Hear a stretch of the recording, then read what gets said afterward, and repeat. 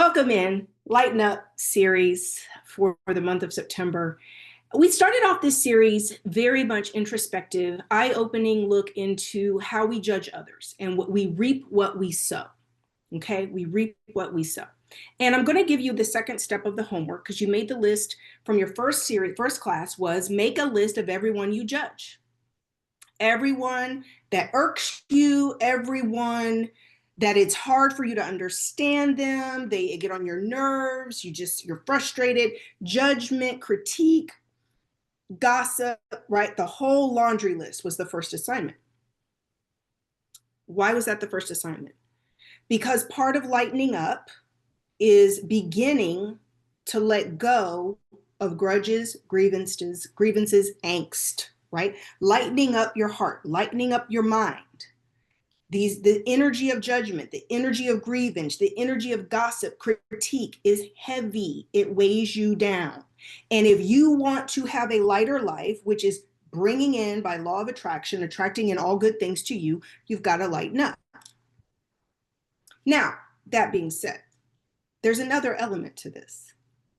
And tonight, guys, I'm just going to give a warning label for tonight. I might step on some toes tonight because I'm a little fired up. God been talking to me, and we got to dig into this a little bit. Okay, so I'm just giving you fair warning tonight that I might step on your toes just a little bit. Okay, because there's an element of this that is toxic. And it's been validated and reinforced by religion, self-righteousness, and our own human psychology that just wants to be able to literally pay attention to everybody else, but not self. There's a part of critique, judgment, looking at others. Social media is founded in it, grounded in it. You're either going on there to judge others or going on there to be entertained. That's pretty much the two. We can say education, but you're not following just educational content on social media. Even the content that gets recommended to you is not just educational. It's not just, feel good stuff. It's either entertainment, judgment, and critique. It's sites that are literally showing you stuff so that you come in with an analysis, a judgment, a critique, a weigh-in, a poll, right? Judgment. It's part of human psychology. But part of where this gets toxic, and this is what I want to focus on tonight, is the fact that oftentimes we get so caught up in what other people are doing or not doing, right or wrong, good, bad, indifferent, up, down. You're not even paying attention to yourself. How much time, how much energy, how much time would you recover if you began to focus on you? If we're really honest, isn't it a lot easier to focus on what everybody else is getting wrong?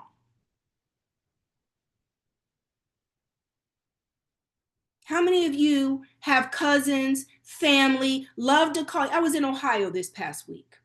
I'm at home. Guys, this is where my family, I got a big family. I come from a very big family in Ohio. I'm with cousins. Oh, you heard so-and-so? Oh, so-and-so's getting divorced. Oh, and I'm not in the loop in Georgia. I'm that cousin that everybody don't have access to me. Like they know I'm not a gossiper. I'm not a run tell that. I'm not someone who feeds into that energy. Why? And this is what I want to talk about tonight because God been showing me some things.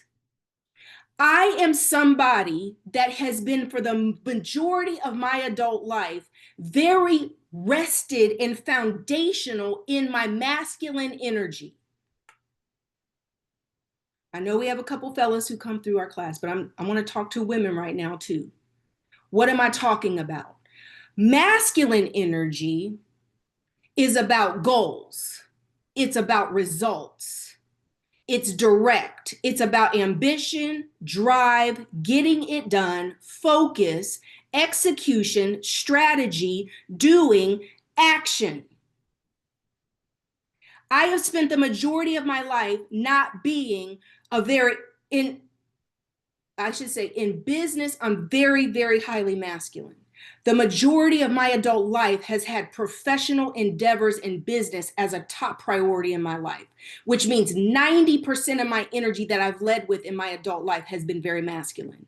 What God has been doing in this last few years was helping me balance it out more in the feminine. Now, I never had problems attracting men because I compartmentalized and I was very feminine in dating and feminine in my marriages, in my relationships. So I didn't struggle in that area because I learned early on to compartmentalize my masculine and my feminine. But when it comes to me, right, what I recognize and God began to show me is that the majority of people, especially women, are caught up so much in their feminine energy, and religion reinforces this because we're not taking authority over our lives, authority over our minds. This is where it's so easy. Our prayers become 90% fear-based. Our heart posture, we're not very focused. We're not very diligent about executing to get to strategies. We don't have the bigger picture, bigger purpose, bigger goals. And so there's all these things that you should be focusing on to lose weight. The time you're spending talking about others and judging people and spending time on social media, wasting time, is the time you're not meal prepping, the time you're not taking the time to grocery shop, the time you're not exercising, the time that you're not being at your best. My camera got out of focus. Who in here knows there's work for you to do when it comes to your money? In the comments.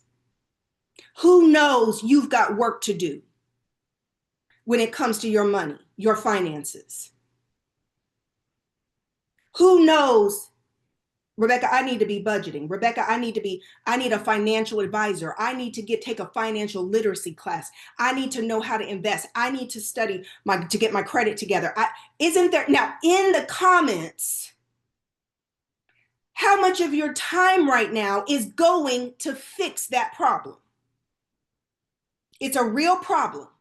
It's something you say you want to see change. It's something you want to manifest. But how much of your time truly goes to solving that problem and getting intentional and putting your power behind it and action behind it and being accountable? Who am I talking to tonight?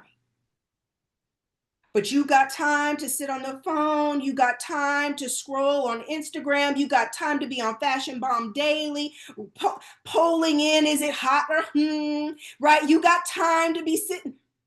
Who am I talking to? You got time to sit there and subconsciously critique what other people are wearing in their content creation, or whether they need to lose weight, or how they look, or I wouldn't have done it like that. I would have done it differently. You got time to critique everything and everybody.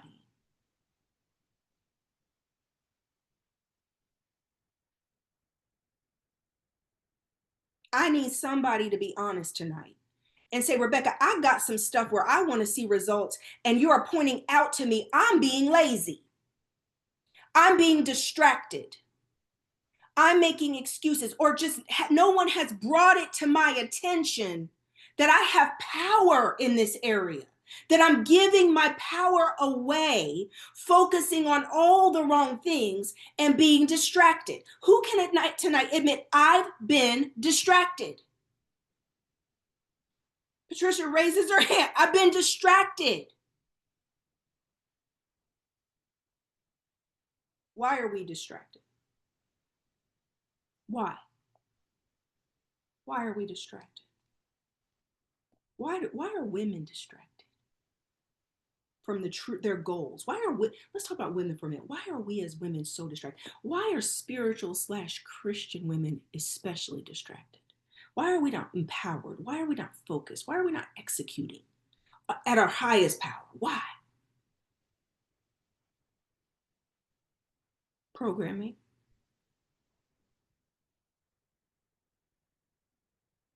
conditioning,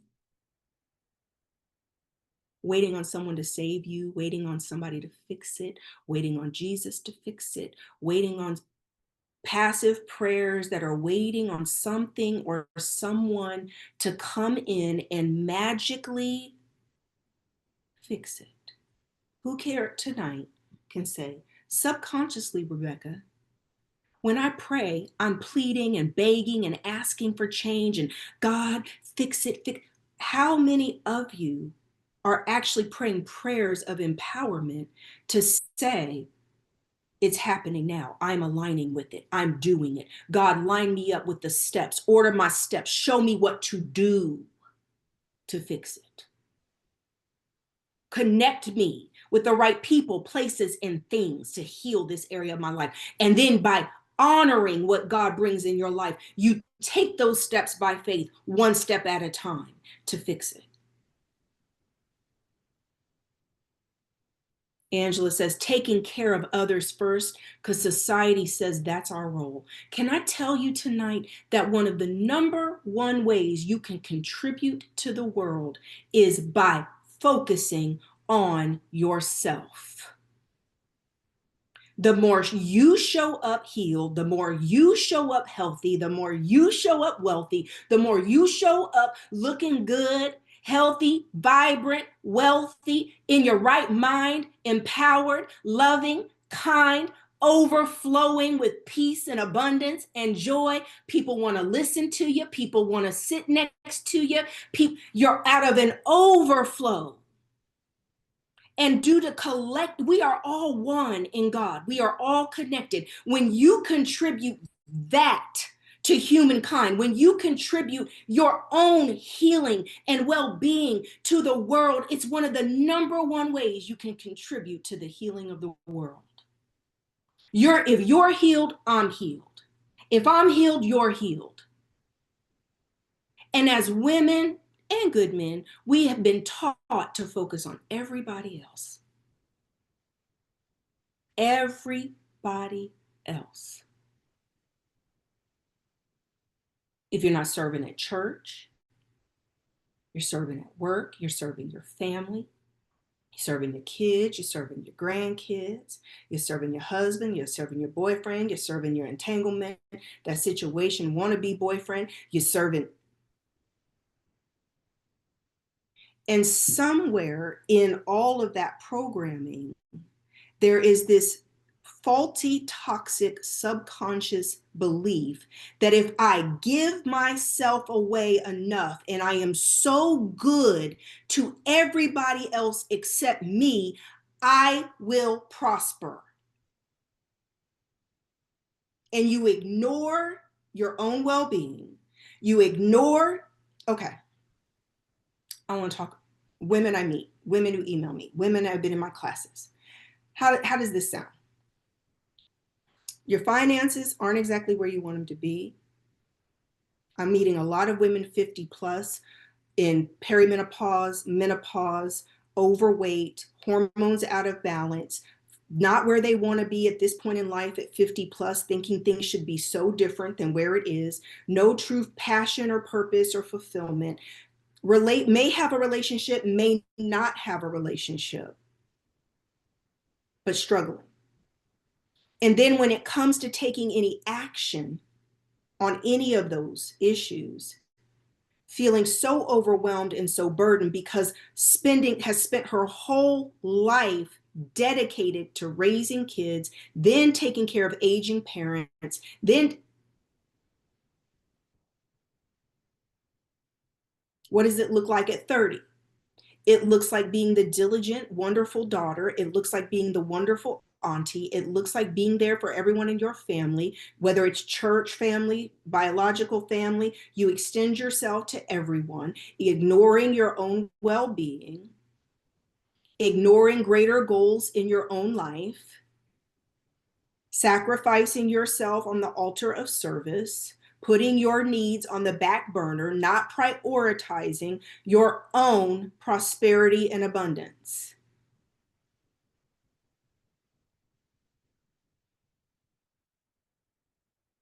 At 40, you start getting burnt out, you start getting overwhelmed, and by 50, you're really falling apart. Who am I talking to?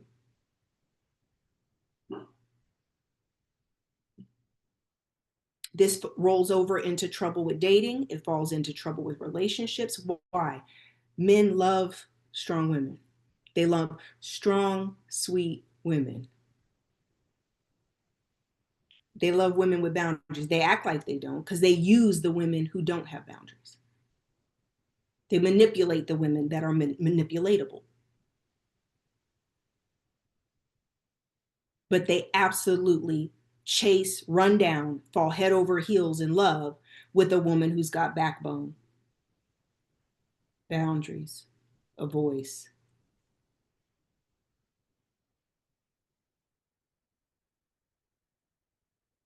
Who am I talking to tonight? That there has got to be a collective awareness that it is time for you. It is time for you to take yourself seriously. It is time for you to focus on yourself. It is time for you to draw in all your power and energy and take a beat to focus on you. Somebody else say, Rebecca, isn't that selfish? Isn't that selfish? Sweetheart, listen.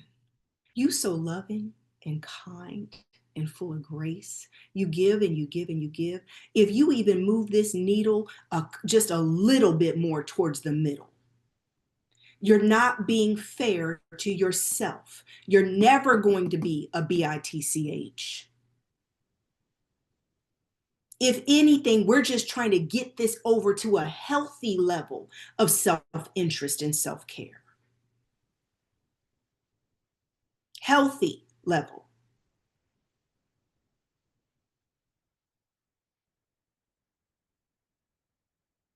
Who can admit, Rebecca, I have got to prioritize my well-being?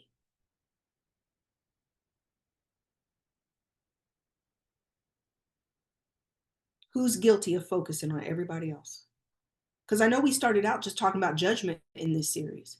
We're talking about judgment, but it rolls over into all these other areas where we're so big. It's about where do we put our mouth and where do we put our attention?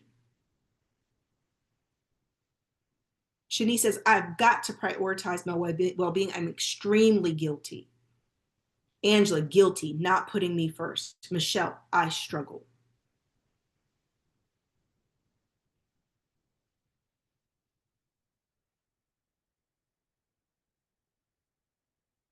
There's an element in this where you've got to lean into the masculine. Sandra, I'm coming for you, Sandra. You said, how do we do that? I'm coming for you. How do we do it? You have got to lean in to masculine. What is masculine? Determination, backbone, finding your voice, speaking up, saying no, making time for yourself, whatever that may be, prioritizing. So it starts with setting goals. Goals. What are your goals? Not dreams, not dreams. Goals. Goals have plans. Goals have action steps. Goals have accountability. Goals have timelines. Timelines.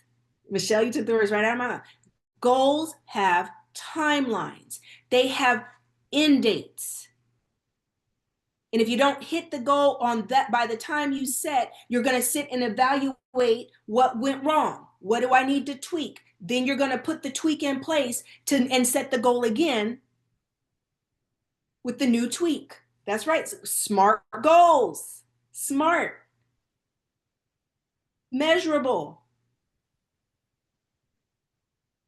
You got to be able to know that the needle's moving, that you're making progress. When it comes to manifestation and it comes to having the life you truly desire, It is about you showing up with intention, strategy, determination. Determination. Let's apply it to something. Give me in the comments. Give me something. Give me something that you know you need to have a goal. It's something you really want. It's something where you want to see results. Give me an example in the comment of an area of your life where you know you want to see a new result. Shanice says weight loss and exercise. Amy, weight loss. Meg, finances. Stacy says debt free. I'm gonna use one off the top of my head for 1 second. I'm gonna use some more examples of this, okay? Who wants to be married?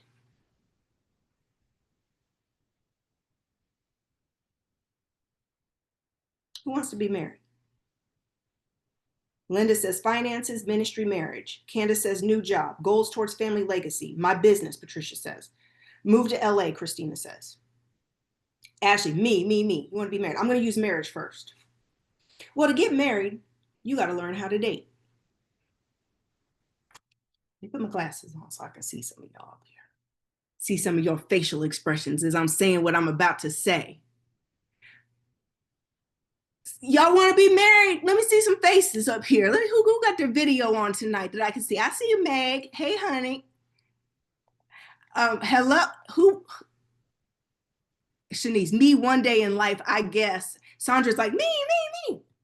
All right, to get married, you got to date. You got to be open for business.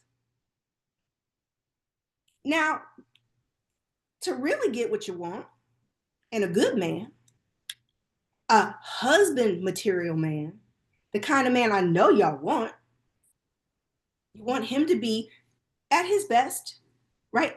The best, not perfect, but doing his best that he can, right? Doing the best that he can. What does that require of you?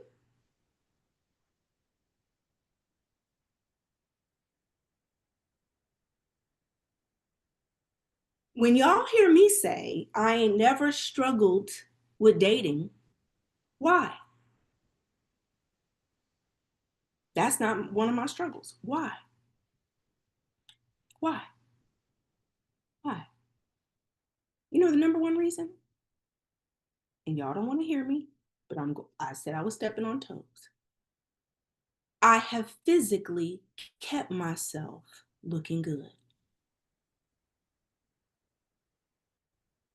I said what I said.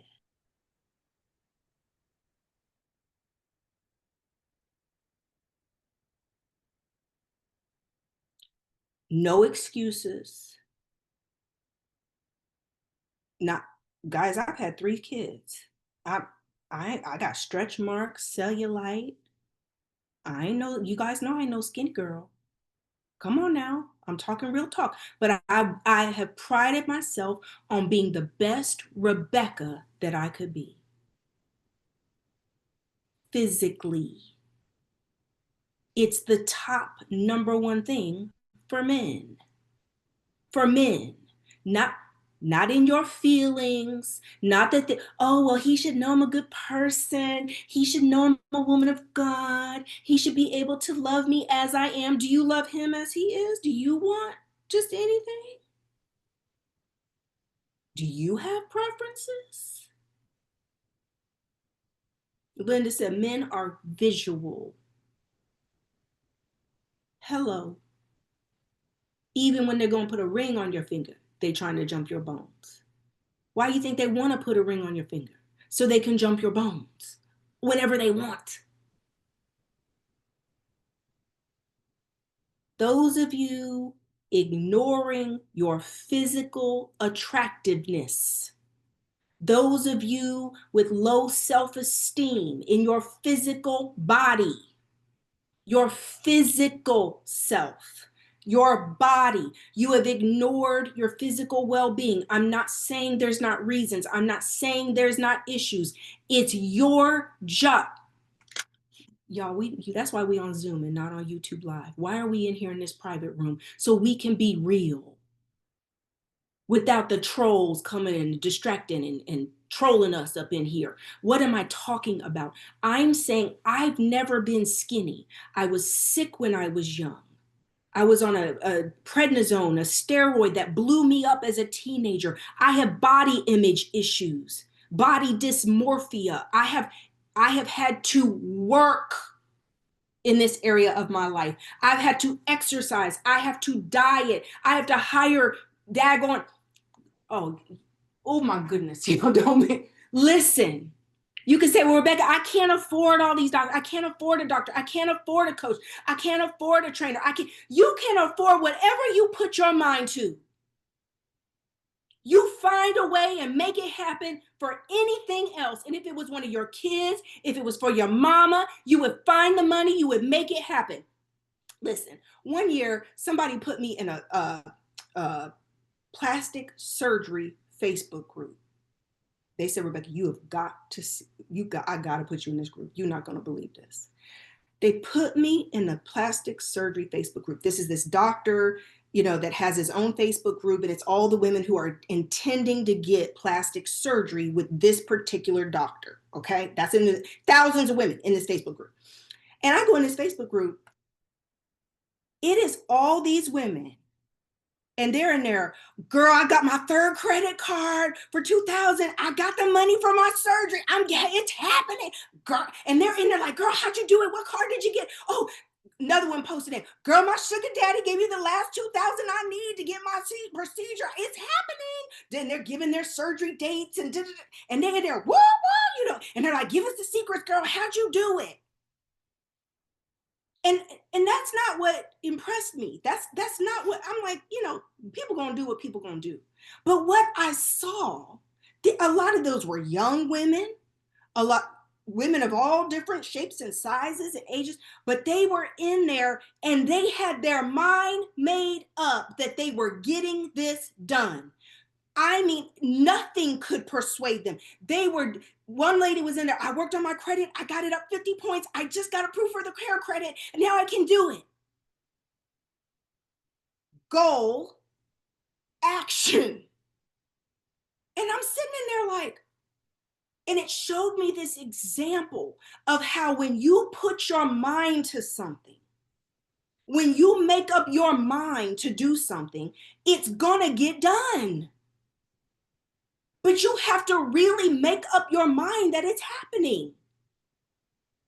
Refuse to take no for an answer. Dig your heels in and move forward. I'm not promoting plastic surgery. I'm giving an example of determination. I'm giving an example of a made up mind. I'm giving examples. Amy, you took the words out my mouth. No excuses. You guys know I have a marketing background, business, corporate, then entrepreneurship. I understand at a very basic level how important looks are. That's marketing. Marketing is about the visual. Marketing is about the forward facing, how you show up. Dating, relationships, money, success. Anybody who's trying to tell you that how you look doesn't matter is lying to you.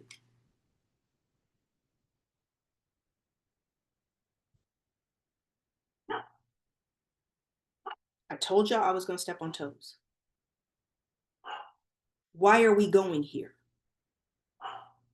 Because the root of the issues that you want to ignore, and you're over here being distracted, focusing on all this stuff that is not moving the needle in your life, and you are distracted by all these things that are keeping you from focusing on doing what you need to do for yourself.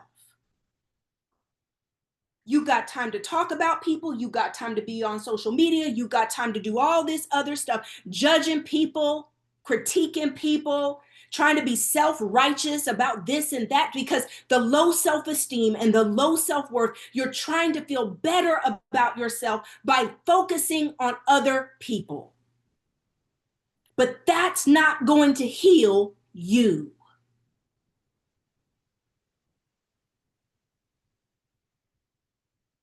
and secretly you don't want to date because you don't want to put yourself out there, even if physically you're in shape. Now let's go over, because it's mind, body, spirit.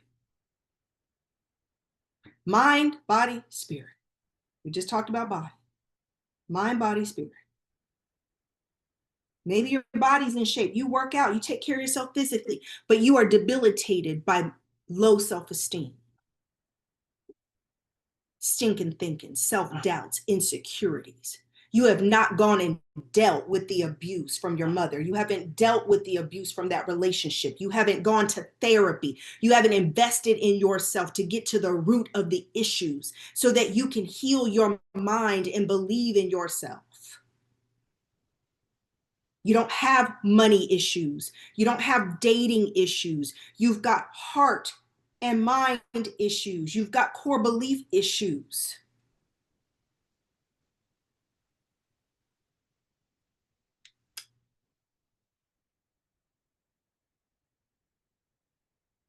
And you want to ignore that elephant in the room that is sabotaging your efforts because you don't want to go deal with yourself and look in the mirror to say, I have got to heal this. And it's going to take work. Work. Do you guys know how long I've been working to heal my overeating, my binge eating, the emotional eating? I have been working on this for years, studying, crying, reading, therapy, doctors, trying to get to the root issue of why is this like that thorn in my side that is just so hard for me to keep gaining and losing the same 30 to 40 pounds over and over and over again. I want peace. Peace with food, peace with my relationship with food, peace in my body. Listen, who am I talking to?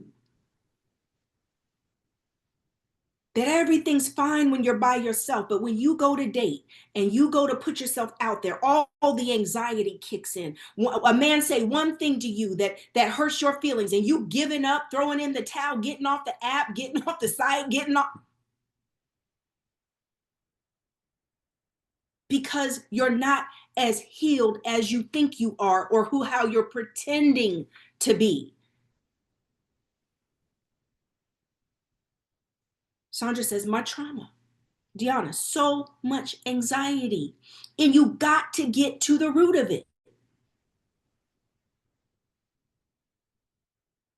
Has Carrie healed me? No, Carrie hasn't healed me. It's my responsibility to heal me. All he can do is support me, love me, encourage me, hold me when I cry, right? But he can't fix it. Just like you can't fix a man. You don't even want to have to, right? But subconsciously, how much of our actions and behaviors are literally waiting on somebody to come along and fix our issues? You're subconsciously wanting someone to save you. Now we know that's rooted in a lot of patriarchy, religion, and all kinds of stuff, ladies. Come on. And Antico's in here too. There's a lot of reasons for that thinking. But what I'm pointing out to you tonight is it's faulty. It's faulty. Even I'm happily married. I love Carrie to pieces. You guys know that. I've never loved Carrie. He's the greatest. I've never loved anyone like Carrie. He's the greatest love of my life. Carrie couldn't fix me. Michelle says 100% responsible for me. 100%.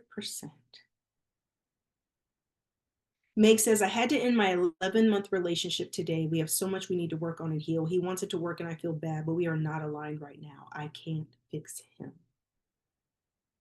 Amy says, no one is coming to save me. No one.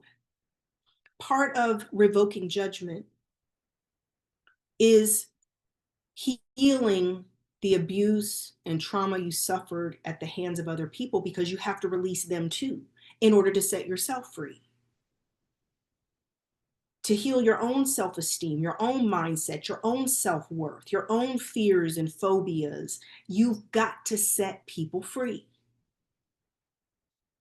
Release them. They did the best they could do. It's sad that that was the best, but they're wounded, hurting, probably more wounded than you in so many ways. It's hard for you to understand.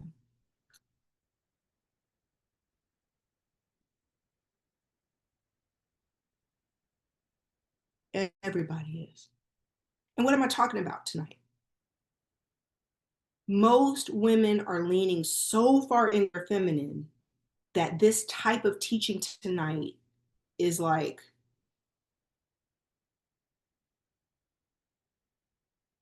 because this is like a swift kick in the butt, right? This is somebody coming along and saying, you are responsible for you. What do you want? And what are you going to do about it? Right? Versus, oh, namaste. God is fixing it. Jesus is fixing it. It's all happening for me effortlessly. Begging, God, fix it. God, heal me. God, take it. God, God, God. Because isn't that what we've been taught? Deanna said, not namaste. Right? Namaste. All is well. And that's our feminine, our being, right? Flow, right? Flow. And there's a place for that. And we need that. We need that grounding and that peace and that calm. But what God had to show me this last couple weeks, Rebecca, you're a freaking warrior. And I'm coming back into my power. God had to take me down a couple notches to lean into peace and balance and harmony, because my masculine, all that drive and ambition and push and get her done energy had to be balanced out a little more, paced out a little more with peace. But it takes both. So when you think of peace and power, think of feminine and masculine. You need both. Amy says, I'm so masculine, never had dating issues. It's taking care of family that wears me down. Yep. Angela, I've been trying to get into my feminine, but still need to be in my masculine to get me together still. Yes. I haven't learned to balance the two. Last year, I started weightlifting. I started lifting heavy last year.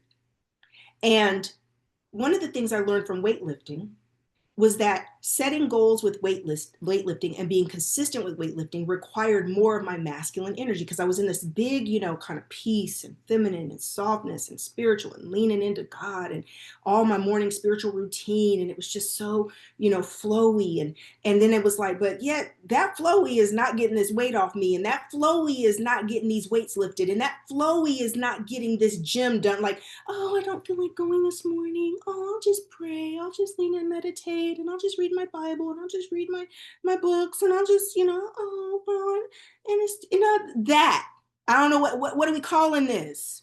That right there will be like, oh, I'll do it tomorrow. Oh, yeah. I just don't feel like it today, and that's okay.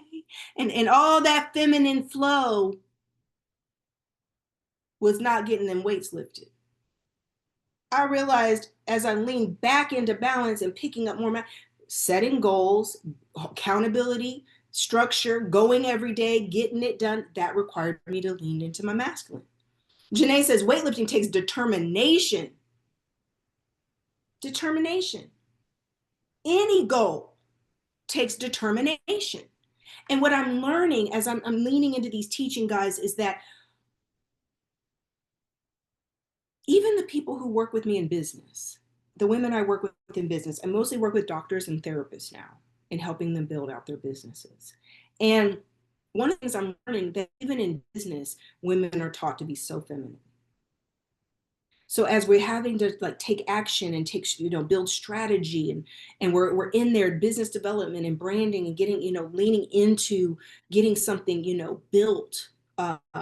It's like Learning, oh, I have to really kind of lean into that gumption, and finding that balance between that feminine and that goal setting and strategy side of our brains. Because in business, y'all listen, I was having a conversation with a friend today, and I said, there is a level of confidence that is needed in business that I would say for most women in here, I would say it's going, think of it like this. It's cockiness. Because if you don't really understand how it feels and how it looks, it's going to feel cocky to you. For you to be able to get up and create your own paychecks and run a business, it requires a level of self-belief. It requires a level, and I know you guys don't like these words, and I'm not saying to be cocky, I'm just trying to help you catch hold of the energy of what it takes. Does that make sense? Am I making sense? That there is a level of, because just to say confidence, if you don't know what confidence looks and feels like, then you don't really know what I'm talking about, right? If you don't really know what confidence in a certain area looks like, for you, it may feel a little cocky. It may feel a little arrogant. That's how it may look and feel to you because you're used to being so humble that you're not used to self-belief. You're not used to believing in yourself. It says cockiness with a lot of humility. Yes, Linda, that's me. And I wouldn't have been able to build 7-figure businesses if I did not believe, get up every day and say, I'm doing this. This is worth this much. Shoot, this is worth even more than what I'm charging for it. This is life changing. These products and services are amazing. If I don't believe in it, how is someone else going to believe in it? Apply what I just said to dating. Apply what I just said to money. Linda said boldness. Apply what I just said to your physical weight loss and physical well-being and being vibrant and healthy. I deserve it. I'm worthy of it. I'm going to do what it takes.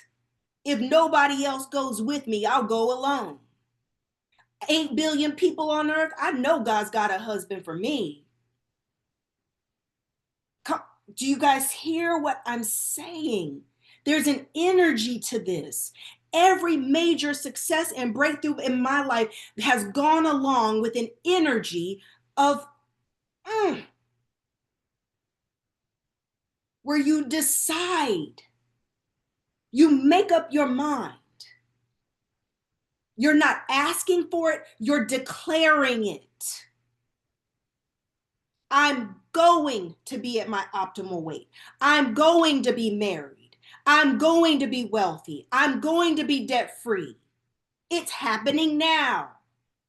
And as you say and talk to yourself like that, right? There is a gumption, there is an invigoration, there is a motivation that comes inside of that makes you get up and go to the gym, that makes you not spend that money on Amazon and keep that money in the bank and save more. It gives you the gumption to go look up financial advisor. It gives you the motivation to tackle what needs to get done.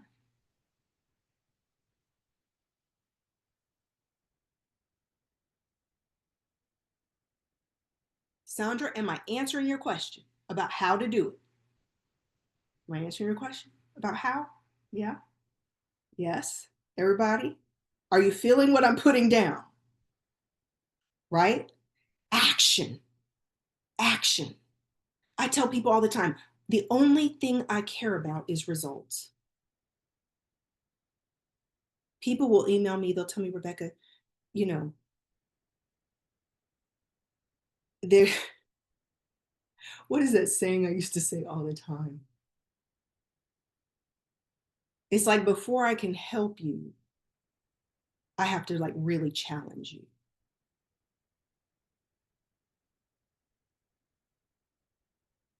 It's like inside of mentoring is a little bit of torment. It's a little bit of challenging. It's walking up and down your street, right? Michelle says Rebecca is stirring the eaglets out of the nest. It's time to fly. Yes, Michelle, it's time to fly. And guess what? We're not children. It's time to grow up. It's time to take responsibility for your life. It's time to understand that God is backing up every single one of your moves, but he can't do it without you. You have got to come into agreement with God's power, anointing, and he wills for you to succeed. He wills for you to be happy. It is God's will for you to prosper. But you have to come in agreement. You have to get up and take action. Guys, I worked out so hard. I went to Iceland in February. I know I shared with you guys. I went to Iceland in February, and then this 8-day yoga retreat, adventure yoga retreat in Iceland. They kept saying there was all this hiking and hiking. And I had gone on a yoga retreat with my same girlfriend. We went to Ireland one year, and there was all this hiking, and I was so out of shape I couldn't keep up with the group in Ireland on all these hikes. And I made up my mind heading into February. I was like, I'm not getting left behind. I'm going to be in shape. I'm going to keep up with the group when I am in Iceland. I'm going to be leading the group. Like, I'm going to be in shape. I started climbing Stone Mountain. I started hiking. I was running on the treadmill. I was lifting weights heavy. I got to Iceland. Man, listen, I was running circles around these little yoga ladies. We'd be going out to walk, and I'm walking fast. And I mean, I'm like, I was like, wait a minute. I did the dang thing. We didn't even do no big hikes. I was like, we ain't doing no mountains. This ain't no hiking. I'm over here over in shape. But I made up my mind. I made up my mind. I was like, I'm not going over here to another people's out country and be out of shape, getting left behind. I didn't like it. We can do whatever we set our minds to. Now, I wasn't in yoga shape. Them yogis is in shape on those yoga mats now. Listen, I'm not a yogi. And I was on the mat like, oh my God, I'm dying. Hey, what? Listen, them yoga girls, honey, that's a whole, like the Pilates yoga, that's different. And I was like, I still haven't picked it up since I've been back to getting yoga shape. Because it's no joke. But I was in mountain shape. I was in hiking shape. I was in walking and hiking shape. Listen, who am I talking to tonight? I don't care. Listen, this is how I am, y'all. I don't care if there's only one person in here tonight who really gets what I'm putting down.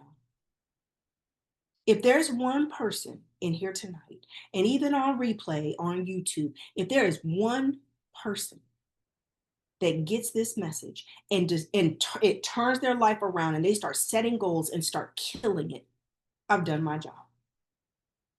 I have done my job. It's up to you.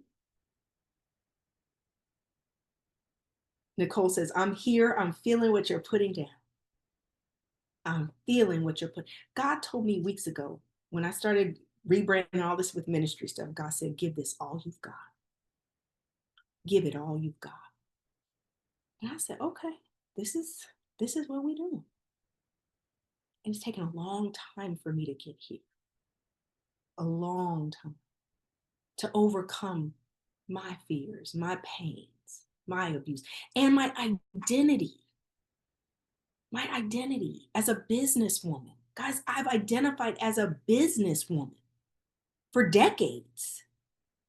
Yes, anointing inside of it. Yet, coach, teacher, yes, right? But that was my identity. Businesswoman, coach, teacher, identity. Ministry, not so much. No, right? So this is like a huge identity shift.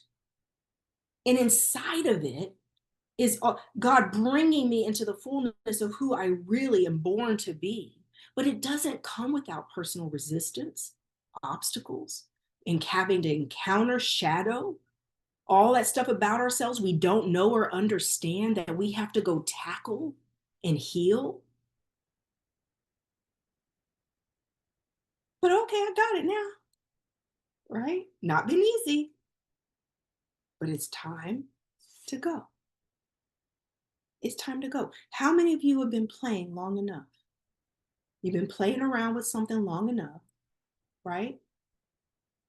Meg says, how do you prioritize your goals? I feel like I have scatterbrain.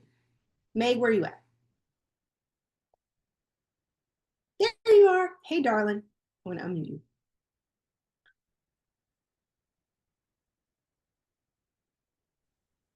Hey, Meg. Hi, Okay, how old are you? I'm 33. All right, so you're young, baby. So when you say you have scattered, is there a lot on your plate? Are you doing a lot? Yeah, I have 3 kids. I have a cleaning business. I'm trying to save and, get my own place. Right now I'm staying with family, so it's like I don't really know how to like prioritize certain things as far as like, okay, my finances or, like my health or like my kids and my family. Like it's just a lot going on. So sometimes it's hard for me to see, what I need to do like first. And like I was the one that said I just ended my relationship today because I just felt like that was a bit of a distraction for me and everything that I'm going through, especially with having kids and me and him, like he has kids as well. So it's just kind of like trying to balance that. It's just like too much right now, I feel like. Yeah. So here's the thing, Meg. What is for you? Let's take the kids and the business. You already let the relationship go. Let's take all that and just set that to the side for a minute, okay? What is something that you really want to work on for yourself? That you want to see the needle move, you want to see, you want to see some results. What's the number one thing? Definitely like my finances, for sure. Okay. And Yeah. when it comes to finances, what needs to tighten up? What is it that you feel like, are you not making enough money? That my credit, getting my credit fixed, but then I feel like, right now I don't have enough money to get that fixed. So I'm just kind of waiting on like this lump sum of money so that way I can start working on my credit and start saving and building towards, financial freedom. But it's kind of like it's coming very Where slowly. where's that lump sum of money coming from? Um I, that's what I'm trying to figure out. I don't know. Like right now I'm just taking my time, just trying to build my business and just working towards that. So that's pretty Okay, much like, and it's hard to save right now because all of my money is going towards, bills or helping my family out. Like, right now I'm staying with my mom, so I have to help her with certain things and everything. So the right, kids, yeah. right. So Meg, so just in this conversation, one of the things that's at a faulty thinking is you're waiting on this lump sum of money. Like, in other words, our brains will create solutions that aren't necessarily realistic because you don't even know where there's a lump sum of money coming from. It's not like you've got a claim or a settlement coming, or you've got, a business that you sold, or there's not anything real that's based Yeah. on where a lump sum of money is coming from. But that thinking then will give you an excuse to not be responsible for the day to day, to start making changes that are within your control. Does that make sense? Yeah. So Yeah. guess what? If you take the lump sum of money and you say, I need to make more money every day, every week. My weekly income has got to go up by. So take a look at what you're making and then determine what is the next stage, that next level of income that your weekly and monthly income needs to go to. So right now, I'm going to throw some numbers around. If you're making $1,000 a week and you're just barely making it, and you're not able to fix your credit, you're not able to really pay off your bills and get out of debt and on $1,000 a week, you need to create a spreadsheet, and you need to be looking at the numbers and say, man, if I just make $300 more a week, or if I just make $500 more a week, this is going to put another $2,000 a month. Now, where is the money going that I need to tighten my belt? So it's twofold. Finances are built on what's coming in, but also what's going out. And you have to have a very clear, good picture of both and tighten up on both. But then it's going to say, this is where the tough decisions come in when it comes to making more money. What do I got to do to get more clients or contracts in my cleaning business? Or what second stream of income do I have to implement to get me to this goal? Whatever you determine that next level goal is, right? Yeah. What do I have to do to reach this next goal? Does your income need to double? Then you've got to create a strategy to double that monthly income so you and your kids are good. Yeah. Yeah. Does that make sense? Okay. Yes, it does. So when Thank I was you. building a business, is your business new? It is. It is. It's like very new. I just started cleaning maybe like about 3 months ago. So just Well, building the clientele and getting that, that yeah, consistent business is kind of hard, but it's picking up though. but you don't have time to wait on business picking Yeah. up. It takes Yeah. time.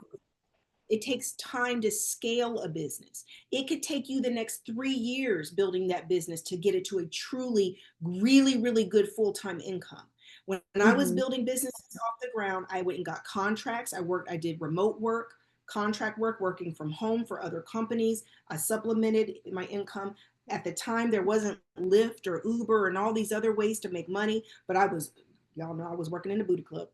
I was working in a nightclub in booty shorts. Yes, I was. But they paid me cash under the table. I'm not telling you to do that, Meg. I'm talking about what I did back in the day when I was getting a Right. business off the. But I'm just saying, like I started building websites on the side. Like I mean, when you're getting a business and you have entrepreneurial dreams, you got to do what you got to do, kind of on the side to supplement all your income for you. And I had three boys. It wasn't the booty club, Janae. I misspoke, but it was the nightclub, and I was in booty shorts. But I got paid cash, and you know, it is what it is. But before I get my mouth to call again, um, you got to do what you got to do. Okay. Like, because just sitting around waiting for the business to scale, that's a process. And in the meantime, you and your kids need cash money to live every month. Right? So I would say begin to strategize, invite God into that process. God, I invite you in. Help me, give me resources, opportunities, ideas of how to have another couple streams of income, another way to make money while I'm getting this business off the ground. Okay. Thank you so much. You're welcome.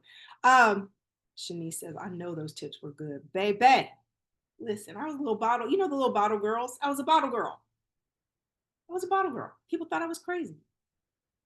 I had left corporate America, was working a contract during the day, getting my construction supply company off the ground. Listen, but that company went on to make millions. My daddy couldn't believe I was in that club. He hated it. The preacher. And I'm not encouraging anyone to be a bottle girl. Come on, you guys know I'm not telling you to do that. But I am saying that if Lyft and Uber had existed back then, I would have been driving my car to make money. That's for sure. There's just too many ways to make money for people who aren't lazy. For people who really have a made up mind to reach their goals and to to get things done, there's just too many ways. Right. Congratulations, Meg. Right. Angela says, we got to do what we got to do. I was working 3 jobs with 2 kids going to college. I don't know how, but I did it. Where there's a will, there is a way. Stop thinking everything's supposed to be easy. That's the other very toxic conditioned thinking that women have. It's like we think things are supposed to be easy. We think relationships should be easy. We think losing weight should be easy. We think all these things should be easy. And then when it's hard, we don't know how to push through because we're not used to doing hard things. And any type of goal you're setting that you haven't had before, it's going to take work. It's going to take you out of your comfort zone. Okay, any questions? Okay, homework tonight. Remember the list from class number one. The class number one, you had the list that you made of everybody you were judging. The homework this week, the first homework, I'm giving you 2 sets of homework because God done took me in this other direction where I had to put some fire under your butts this week. And so I'm going to give you 2 sets of homework. The first set of homework is with every single person that was on that list. Janae says, oh no, not more homework. Y'all know I love me some homework. You guys know we got to do the work. We got to do the work, y'all. Okay. I am willing to see this person differently. Every single person on your list, write that sentence next to their name 3 times. I am willing to see this person differently. It just went up on the YouTube today. Class number 1 just went up today. Guys, I just got my team on top of our video reposts and all of this. I was trying to do it myself and I couldn't keep up. And I just got my team on to start posting everything. So it's going to go faster. It'll be up faster. Okay. So it is on YouTube right now. It's the Lighten Up class 1. I am willing to see this person differently. That was the judgment detox class 1. I'm willing to see this person differently. This is class 2. You've got to write that next to every single person on the list 3 times. I am willing to see this person differently. And I'd like you to pray. Pray for that person. Pray about that person. I'm saying you have to pray for them. Pray about them. God, I am willing to see this person differently. Because remember, this is about revoking judgment. And when we extend compassion and understanding to people, it's a lot easier to revoke judgment. I am willing. So I'll tell y'all what happened to me when I did this exercise. Every single person that I did this exercise for, God began to show me spiritually why they are the way they are. Because when you say, help me to see this person different, you're inviting in an understanding, a deeper understanding of why they are the way they are, or why they did what they did. And that in and of itself is very freeing. Very freeing. Because God began to spiritually really give me the understanding of where people were at and some of the reasons why people will do what they do. Yeah, exactly, Michelle. Allows you to extend grace. And that's the whole point. Because the whole point of this is so you can let these people go and focus on yourself. That's the whole point. Let them go so you can focus on. Can we then honestly say that a lot of our unforgiveness is also this coping mechanism so we don't focus on ourselves? Because if you keep being completely obsessed with what other people did, you're off the hook from focusing on yourself because you're playing the blame game and the victim, and now you don't have to do anything because, oh, they hurt me and oh, they're wrong and oh, I was abused and oh, they, oh, and right? And all the energy's going to that. Oh my God, how dare they? Rebecca, you want me to forgive? What? But they didn't even apologize. If you're waiting on an apology, honey, they could go to their death never feeling sorry for what they did, and you done put everything on hold waiting for closure with these people. And they go to their deathbed not ever feeling an ounce of regret for what they did to you. Can't give people that power. Cannot. So this is also, the other part of this lightening up is bringing your power back in. Pulling your power back in. Putting the focus back on self. Putting the focus back on what you can control, of what are we responsible for? Ourselves. You don't have any power over what other people do. Linda says, give yourself closure and focus on you. Okay, second part of the homework. Homework number 2. I need you to write down one goal for yourself. Like just what we just talked about with Meg. We talked about, I want you to write down one goal. One goal, the top goal you have for yourself. It's September 2025. What is a goal that you want to work on? And I would like you to write down a plan. We're not going to talk about it. We're going to be about it. What are you going to do? Even if it's just an initial plan, it's just baby steps. It's just, you're going to brainstorm, write down, and invite God in to help you. God, I need help in this area. I don't even exactly know what to do. I'm scared of this. I'm intimidated by this. I feel helpless. I feel hopeless. God, I need help. Send me the resources. Send me the answers. Send me the solutions. I will honor that process and I will get to work doing it. But give me the steps. I invite you in to help me. This is something I really, really, really want to work on. Michelle says, set the goal, develop a plan, and execute. So the second part of your homework is to set a goal and come back into class next week with a plan for the goal. And I want you to be able to share. I want you to come in and share, be ready to share next week the goal you're setting and your plan of how to get there. It may be multiple things, multiple ideas, maybe not landing, kind of putting several things before God of an action plan of possible ways that you could make it happen. Okay? That's the homework. Everybody good? Everybody good? All hearts are clear? All right, guys, I love you. I will see you. Yes, teacher. All right, Michelle, thank you. I'll see you guys in class next, not class. I'll see you in, what am I thinking? Magnetic morning reset. Look, I had the 50 plus little brain fog for a second. It just went blank, like blank, y'all. Magnetic morning reset Saturday morning at 9 a.m. 9 a.m. Saturday, 9 a.m. And then Monday morning prayer. Power prayer has been amazing. Who's been on power prayer with me on YouTube? Monday morning prayer has been so good. Y'all been feeling me. I know y'all see me like revving up here, right? Power prayer is awesome. Thank you, Tico. Thank you for your donations, your partnering, guys. Carrie and I are working on next level stuff. We're working on some stuff. But thank you for your partnering, your donations. I appreciate you so much. You can sow seeds at Zelle, PayPal. Several of you have written to me that something about my team told me that I had the Cash App wrong or something. It's corrected on that note I just put in. Zelle, PayPal, Cash App. Thank you guys so much for everything that you guys sow into the ministry. I appreciate you all so much.